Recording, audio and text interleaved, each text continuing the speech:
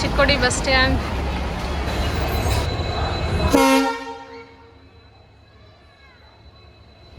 ನಾವು ಮಂಗಳೂರಿಗೆ ಹೋಗ್ತಾ ಇದ್ದೀವಿ. ಸೊ ನಾನು ಇವರು ಹಾಗೆ ನಮ್ಮ ಮಾವ ಅವ್ರನ್ನ ಕರ್ಕೊಂಡು ಹೋಗ್ತಾ ಇದ್ದೀವಿ.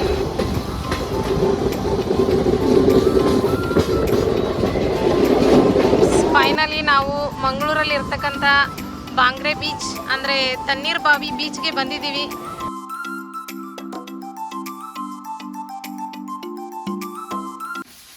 Hello hi friends, welcome back to journey with Yashasvi. ಹೇಗಿದ್ದೀರಾ ಎಲ್ಲರೂ? ಹೋಪ್ ನೀವು ಎಲ್ಲರೂ ಚೆನ್ನಾಗಿದ್ದೀರಾ ಅನ್ಕೊಂಡು ಇವತ್ತಿನ ಬ್ಲಾಗ್ನ ಶುರು ಮಾಡ್ತಾ ಇದ್ದೀನಿ. ಸೊ ಬ್ಯಾಗ್ ಪ್ಯಾಕಿಂಗ್ ನಡೀತಾ ಇದೆ.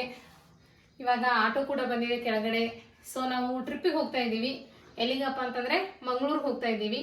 ಸೊ ಮಂಗಳೂರು, ಧರ್ಮಸ್ಥಳ ಹಾಗೆ ಕುಕ್ಕೆ ಸುಬ್ರಹ್ಮಣ್ಯ ಈ 3 ಪ್ಲೇಸಿಗೆ ವಿಸಿಟ್ ಮಾಡೋರಿದ್ದೀವಿ. ಸೊ ಹೇಗೆ ಹೋಗ್ತೀವಿ, ಜರ್ನಿ ಯಾವ ಥರ ಇರುತ್ತೆ, ಏನೇನು ಅನ್ನೋದನ್ನು ಎಲ್ಲನೂ ಹೇಳ್ತೀನಿ. ಟೈಮ್ ಇವಾಗ 1:30 ಆಗಿದೆ. ಸೊ ನಮ್ಮ ಜರ್ನಿನ ಶುರು ಮಾಡೋಣ ಬನ್ನಿ.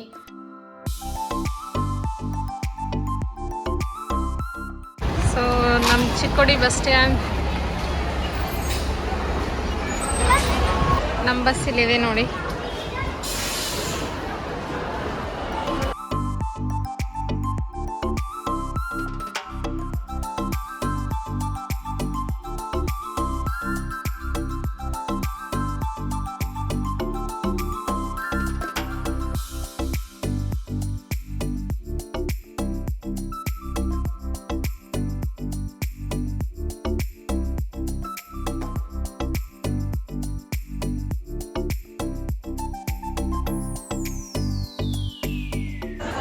ಹಾಯ್ ಫ್ರೆಂಡ್ಸ್, ಸೊ ನಾವು ಚಿಕ್ಕೋಡಿಯಿಂದ ಬೆಳಗಾವಿ ಹಾಗೆ ಬೆಳಗಾವಿಯಿಂದ ಹುಬ್ಳಿವರೆಗೂ ಬಸ್ಸಲ್ಲಿ ಬಂದ್ವಿ.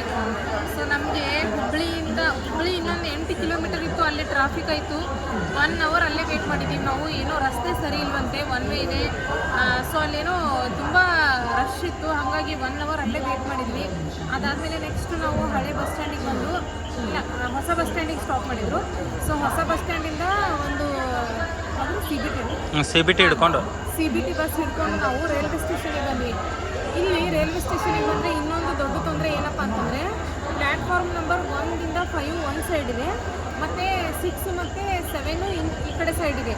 ಸೊ ಫಸ್ಟಿಗೆ 1ರಿಂದ 5 ಇದೆ ಅಲ್ಲ, ಅಲ್ಲಿ ಹೋಗಿ ಎಂಕ್ವೈರಿ ಮಾಡಿದ್ವಿ, ನಮ್ಮ ಟ್ರೈನ್ ಇಲ್ಲೇ ಬರುತ್ತೋ ಏನೋ ಅಂತ ಹೇಳಿ ಕೇಳಿದ್ವಿ. ಸೊ ಅವರು ಇಲ್ಲ, 6 ಪ್ಲ್ಯಾಟ್ಫಾರ್ಮ್ ನಂಬರ್ 6ಅಲ್ಲಿ ಬರುತ್ತೆ ಅಂದರು. ಹಾಗಾಗಿ ಮತ್ತೆ ನಾವು ಆಟೋ ಮಾಡಿಕೊಂಡು ಅಲ್ಲಿಂದ ಈ ಕಡೆ ಸೈಡ್ ಬಂದ್ವಿ. ಸೊ ನೀವೇನಾದರೂ ಬರಬೇಕಿತ್ತು ಅಂತಂದರೆ ಫಸ್ಟಿಗೆ ಎಂಕ್ವೈರಿ ಮಾಡ್ಕೊಂಡು ಬನ್ನಿ, ಇಲ್ಲಾಂದರೆ ತುಂಬ ತೊಂದರೆ ಆಗುತ್ತೆ. ಸೊ ಆಟೋ ಚಾರ್ಜು ನಮಗೆ 70 ರುಪೀಸ್ ತೊಗೊಂಡ್ರು ನಮಗೆ, ಅದು ಆ ರೈಲ್ವೆ ಸ್ಟೇಷನಿಂದ ಈ ರೈಲ್ವೆ ಸ್ಟೇಷನಿಗೆ ಬರೋದಕ್ಕೆ. ಸೊ ಇವಾಗ ಟ್ರೈನ್ ಇನ್ನೇನು ಬರುತ್ತೆ, ಏನೋ ಇವತ್ತು ಲೇಟ್ ಆಗುತ್ತೆ ಅಂತ ಅಂದಿದ್ದಾರೆ. ನೋಡೋಣ ಎಷ್ಟು ಗಂಟೆಗೆ ಬರುತ್ತೆ ಅಂಥೇಳಿ. ಸದ್ಯಕ್ಕೆ ಇದು ಅಪ್ಡೇಟ್ ನಮ್ಮದು. ನೆಕ್ಸ್ಟ್ ಆಮೇಲೆ ಕಂಟಿನ್ಯೂ ಏನೇನಾಗುತ್ತೋ ಎಲ್ಲನೂ ಹೇಳ್ತೀನಿ.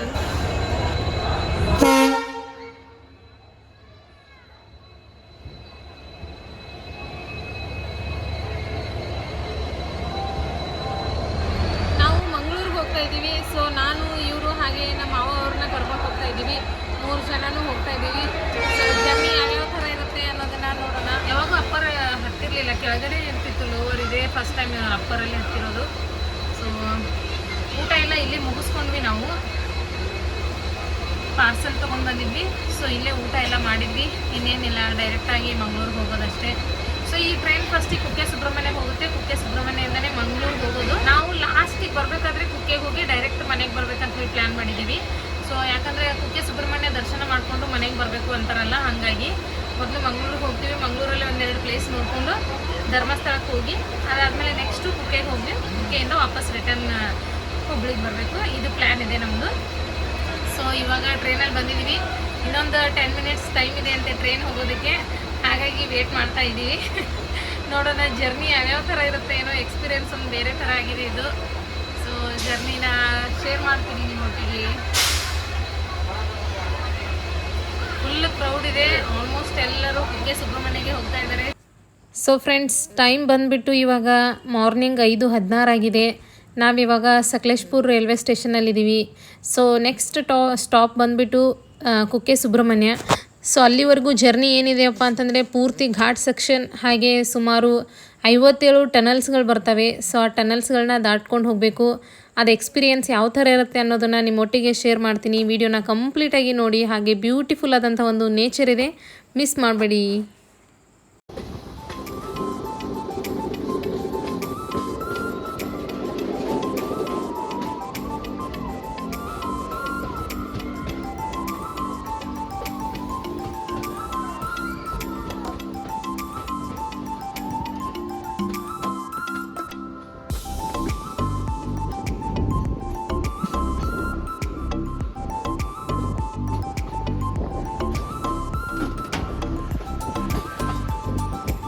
ಟ್ರೈನ್ ಜರ್ನಿ ಮಾಡಬೇಕಾದ್ರೆ ಒಂದೊಳ್ಳೆ ಫ್ಯಾಮಿಲಿ ಸಿಕ್ತು ನಮಗೆ. ಸೊ ಇವ್ರ ಜೊತೆ ಮಾತಾಡ್ತಾ ಸಮಯ ಯಾವ ಥರ ಹೋಯಿತು ಅಂತಲೇ ಗೊತ್ತಾಗಲಿಲ್ಲ. ಸೊ ತುಂಬ ಚೆನ್ನಾಗಿ ಟೈಮ್ ಸ್ಪೆಂಡ್ ಆಯಿತು. ಸೊ ಫೈನಲಿ ಇವಾಗ ಮಾರ್ನಿಂಗ್ ಆಗಿದೆ ನೋಡ್ಬೋದು ನೀವು. ಇವಾಗ ಇನ್ನೊಂದು ಸ್ವಲ್ಪ ಹೊತ್ತಲ್ಲಿ ನಾವು ಮಂಗಳೂರನ್ನ ರೀಚ್ ಆಗ್ತೀವಿ. ಸೊ ಫ್ರೆಂಡ್ಸ್, ನಾವಿವಾಗ ಮಂಗಳೂರು ಜಂಕ್ಷನಿಗೆ ರೀಚ್ ಆಗಿದ್ದೀವಿ. ಸೊ ಫೈನಲಿ 10 ಗಂಟೆಗೆ ಟ್ರೈನ್ ಬಂದಿದೆ ಮಂಗಳೂರಿಗೆ. ಇವಾಗ ಇಲ್ಲಿ ಫ್ರೆಶ್ ಅಪ್ ಆಗೋದಕ್ಕೆ ಎಲ್ಲಿ ರೂಮ್ ಸಿಗ್ತವೆ ಅನ್ನೋದನ್ನು ನೋಡಬೇಕು. ಸೊ ಇಲ್ಲಿ ರೂಮ್ಸ್ ಎಲ್ಲ ಹುಡುಕಿ ಫ್ರೆಶ್ ಅಪ್ ಆಗಿ ಆಮೇಲೆ ಮತ್ತೆ ನಿಮಗೆ ಅಪ್ಡೇಟ್ಸ್ನ ಕೊಡ್ತೀನಿ.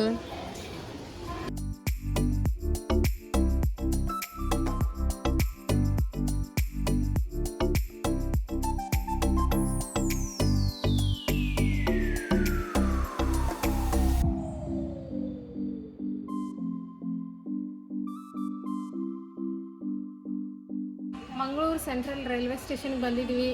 ಸೊ ಬಂದು ಇಲ್ಲಿ ಫ್ರೆಶ್ ಅಪ್ ಆದ್ವಿ. ಸೊ ಒಬ್ಬರಿಗೆ 30 ರೂಪಾಯಿ ಚಾರ್ಜ್ ಮಾಡ್ತಾರೆ 1 ಗಂಟೆಗೆ.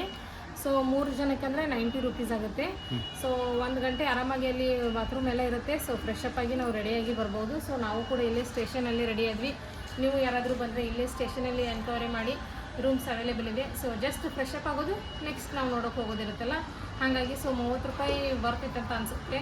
ಇವಾಗ ನಾವು ನೆಕ್ಸ್ಟ್ ಯಾವ್ಯಾವ ಪ್ಲೇಸಿಗೆ ವಿಸಿಟ್ ಮಾಡ್ತೀವಿ ಮಂಗಳೂರಲ್ಲಿ ಅನ್ನೋದನ್ನು ಹೇಳ್ತಾ ಹೋಗ್ತೀನಿ, ಬನ್ನಿ. ಬಂದರು ನಗರಿ ಮಂಗಳೂರನ್ನು ಕಾಪಾಡುತ್ತಿರುವ ಜಗನ್ಮಾತೆ ಮಂಗಳೂರಿನ ಅಧಿದೇವತೆಯಾದ ಶ್ರೀ ಮಂಗಳಾದೇವಿಯ ದೇವಸ್ಥಾನಕ್ಕೆ ನಾವು ಮೊದಲಿಗೆ ಬಂದಿದ್ದೀವಿ. ಸೊ ಈ ದೇವಸ್ಥಾನ ಇರೋದು ಮಂಗಳೂರಿನಲ್ಲಿರ್ತಕ್ಕಂತಹ ಪೋಳಾರು ಎಂಬ ಸ್ಥಳದಲ್ಲಿ. ಸೊ ಈ ದೇವಿಯ ವಿಶೇಷತೆ ಏನಪ್ಪ ಅಂತಂದರೆ, ಈಕೆ ಬಿಂಬ ರೂಪದ ಲಿಂಗದಲ್ಲಿ ಪೂಜಿಸಲ್ಪಡುತ್ತಾಳೆ. ಹಾಗೆ ಈ ದೇವಿಯನ್ನು ಶ್ರದ್ಧಾಭಕ್ತಿಯಿಂದ ಆರಾಧಿಸುವವರ ಕಷ್ಟ ಕಾರ್ಪಣ್ಯಗಳು ಮಂಜಿನಂತೆ ಕರಗಿ ಹೋಗುವುದಂತೂ ಖಚಿತವಾಗಿದೆ. ಮಹಾವಿಷ್ಣುವಿನ ದಶಾವತಾರಗಳಲ್ಲಿ ಒಂದೆನಿಸಿದ ಪರಶುರಾಮರು ತನ್ನ ಕೊಡಲಿಯನ್ನು ಬೀಸಿ ಸೃಷ್ಟಿ ಮಾಡಿದ ಪರಶುರಾಮ ಸೃಷ್ಟಿಯ ಭಾಗವಾದ ಈ ಕರಾವಳಿಯ ಪವಿತ್ರ ಭೂಮಿಯಲ್ಲಿ ಶ್ರೀ ಮಂಗಳಾದೇವಿಯು ನೆಲೆಸಿ ಭಕ್ತ ಜನರನ್ನು ಹರಸುತ್ತಿರುವ ಪರಿಣಾಮವಾಗಿ ಈ ಕ್ಷೇತ್ರಕ್ಕೆ ಮಂಗಳೂರು ಎನ್ನೋ ಹೆಸರು ಬಂದಿದೆ. ಸೊ ಮಂಗಳಾದೇವಿಯ ದರ್ಶನವನ್ನು ಮುಗಿಸ್ಕೊಂಡು ನೆಕ್ಸ್ಟ್ ನಾವು ಸ್ವಾಮಿ ಕೊರಗಜ್ಜ ದೈವದ ಗುಡಿಗೆ ಬಂದಿದ್ದೀವಿ. ಇಲ್ಲೂ ಕೂಡ ದೇವರ ದರ್ಶನವನ್ನು ಮಾಡ್ಕೊಂಡ್ವಿ.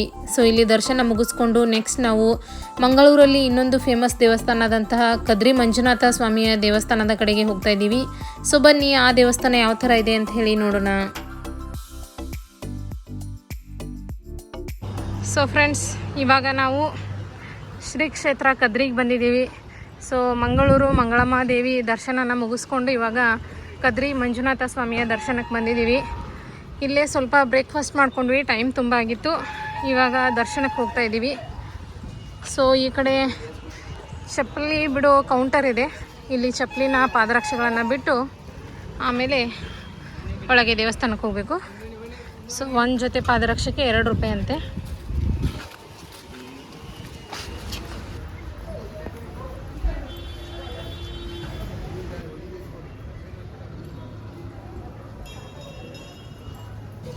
ಸೊ ಫ್ರೆಂಡ್ಸ್, ಕದ್ರಿ ದೇವಸ್ಥಾನದ ಒಳಗಡೆ ಬಂದ ತಕ್ಷಣ ಇಲ್ಲಿ ಮಹಾಗಣಪತಿ ದೇವಸ್ಥಾನ ಇದೆ. ಸೊ ಅಲ್ಲಿ ನೀರಿನ ವ್ಯವಸ್ಥೆ ಮಾಡಿದ್ದಾರೆ. ಮೊದಲು ಕಾಲನ್ನ ತೊಳ್ಕೊಂಡು ಆಮೇಲೆ ದೇವಸ್ಥಾನದ ಒಳಗಡೆ ಹೋಗೋಣ ಬನ್ನಿ.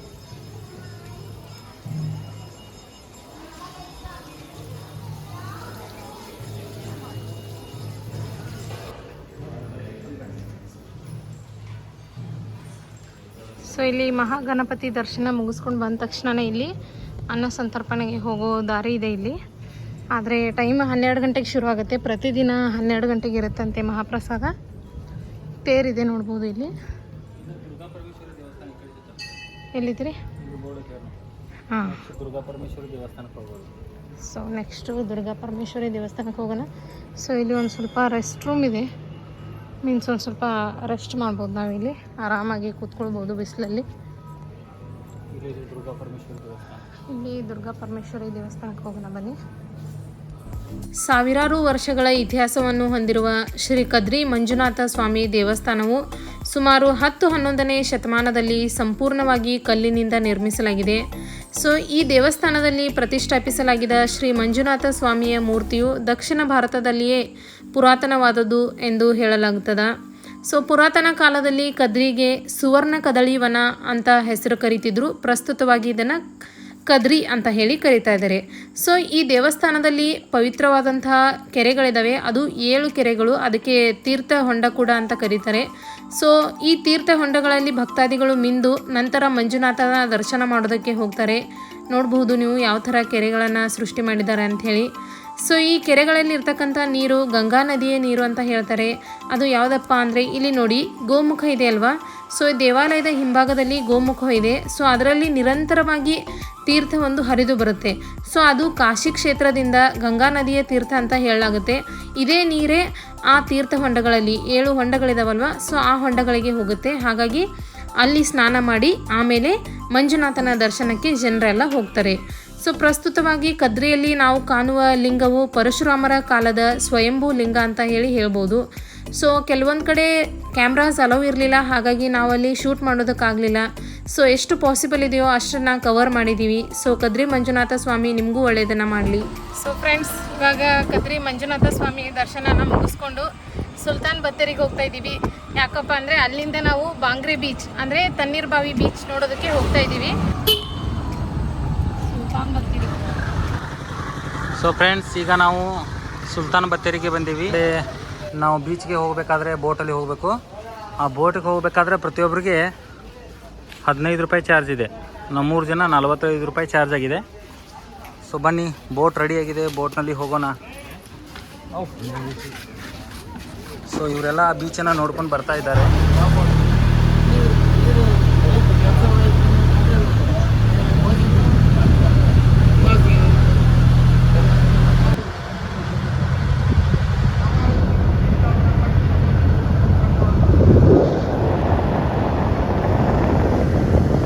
ಗೈಸ್ ನೋಡಿ, ಆ ದಂಡೆಯಿಂದ ಈ ದಂಡೆಗೆ ಬರೋಕ್ಕೆ 15 ರೂಪಾಯಿ ಚಾರ್ಜ್ ಮಾಡಿದ್ರು ಬೋಟ್ನವರು.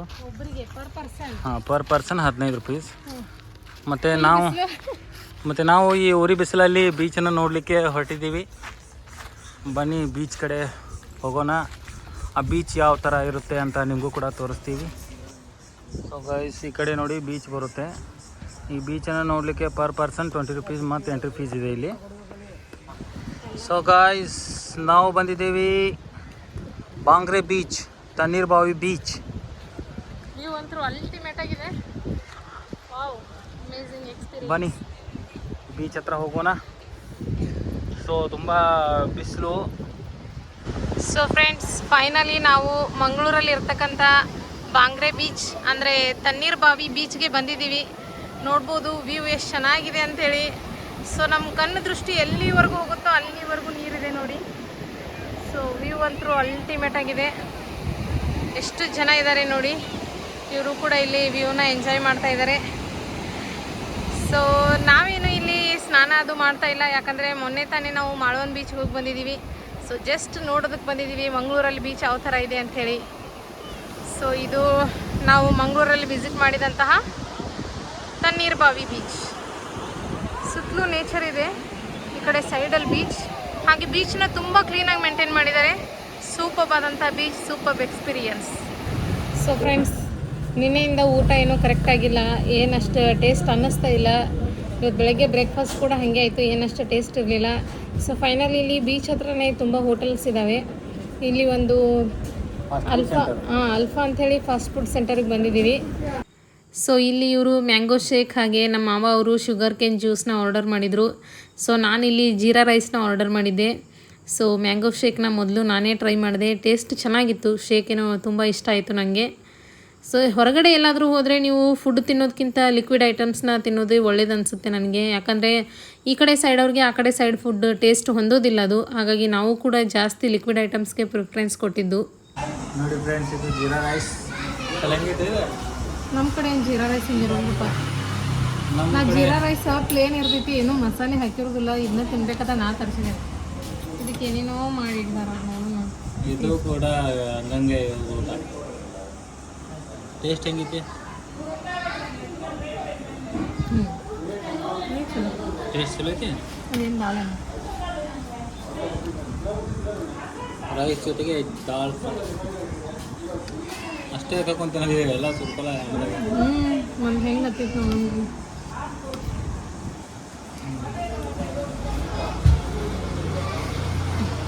ಚಲೋ ಐತಿ.